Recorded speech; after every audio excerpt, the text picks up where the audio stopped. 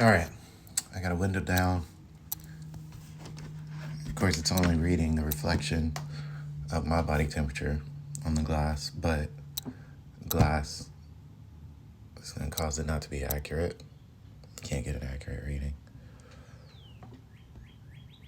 So, like, say if I put my hand here, let's see here. Put my hand close to the glass. Right there. Nope. There's a difference between that. All right. Yeah, go. Go. Open the window. Outdoors. The sky. You see the clouds in the sky. Thermal.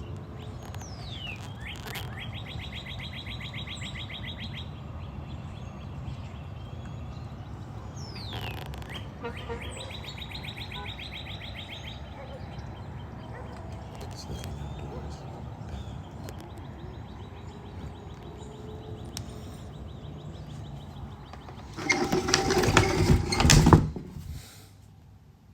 Even if I put it up to the glass.